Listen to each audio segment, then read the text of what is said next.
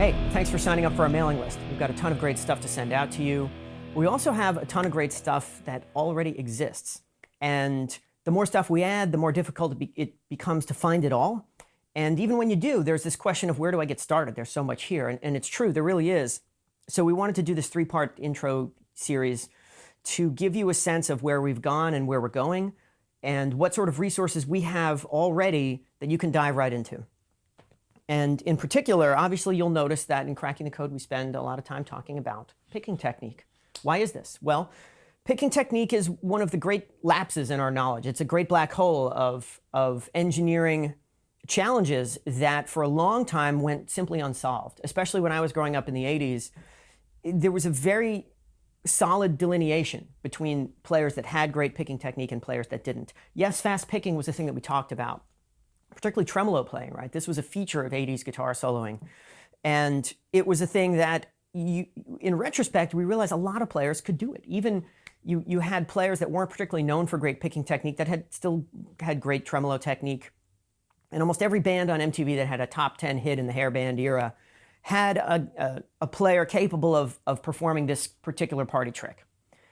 And so this concept of fast picking was certainly a thing that we thought about. But what I think was less clear is how you took that concept of fast picking and translated it into a technique that you could use all the time, not just for the special effect in your solo, but for also playing articulate lines. And that's really when you started to see this distinction emerge between players that could do this, demonstrably so, and pretty much the rest of us, right? I knew as a kid that I could move my hands a certain speed, but I also knew that whenever I tried to play single note lines that moved across the strings this way, that everything just kind of fell apart and became a mess. And that was about as much thought as I really gave to the problem. In particular, I think I might have sort of zeroed in on this concept that the hands sort of needed to be synchronized. This was a thing that I'd considered, and to me it seemed to be the catch-all description for everything that was going on. I knew that, well, this hand was moving kind of at high speed, and this hand was fretting complicated patterns, and somehow the one hand didn't really know where the other hand was going. And it led to things that simply sounded bad. Maybe I was picking multiple notes, maybe I was simply missing them entirely. I didn't really know. And there was good reason for that. It turns out this is a really sophisticated engineering problem, and it's not just hand synchronization. There are actually multiple facets to this, multiple components to this solution.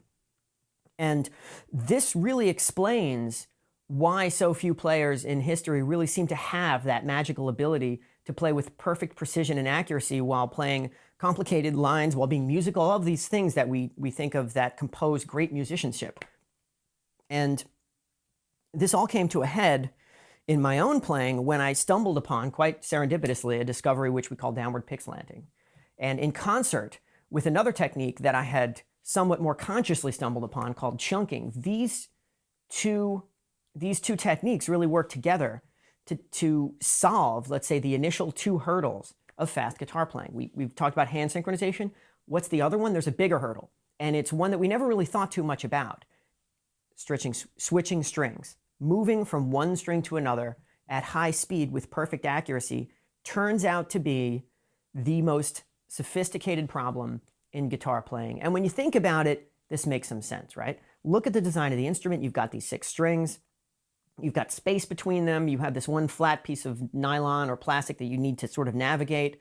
You got to get in there, play notes, get out, get to the next string. There's no reason why this should be easy. And yet, the advice that we've been given over the years has been overly simplistic, right? Well, sit a certain way, hold the guitar a certain way, use small movements, get the pick really close to the string, use the smallest amount of pick on the string. What is that really? I mean, can you imagine another instrumentalist being told to use the tiniest possible finger movements on a piano keyboard, or make the tiniest possible snare hits, or use the least possible breath to play your saxophone, right? You'd have the world's tiniest and quietest band. And clearly, making something small doesn't make it correct, but it probably, for a certain number of people, either led them at some subconscious level to a bunch of correct solutions, or at the very least, made the problems smaller problems. So this idea that we have been given somewhat, if not incorrect, and somewhat misleading information, this has been a hallmark of guitar instruction now for decades. And it all goes back to this concept that in music, we expect elite players to be elite teachers. And it is because teaching is so ingrained in the culture that we have a situation where certain things have been repeated as a kind of almost fact that in reality, if we look at it, we're never really tested, right? If you contrast this with what happens in, let's say, athletics, where you have gifted performers like a Michael Jordan or a Kobe Bryant or a Roger Federer, they can do things that they can't quite articulate, and sports fans get this. They're totally fine with that. It is totally understood that it's the job of the gifted athlete to perform the action, and then the job of the coaches and the analysts to figure out exactly how it works, and the educators to figure out how it works. But for some reason in music, we expect that elite players are the authority on their own mechanical genius. And of course, this turns out not to be true at all. And it's not a knock on mechanical genius. It is not a lack of intelligence. Rather, it's precisely the presence of intelligence that allows these players to do things with incredible sophistication that they're not 100% consciously aware of. The good news, of course, is that the rest of us can learn from these movements. We can actually imitate these behaviors. We can solve the same problems using the same strategies and experience a great degree of success in doing so. And so really the first concept that we want to talk about in this email series is this concept of switching strings using the big breakthrough technique from Cracking the Code, the show, downward pickslanting.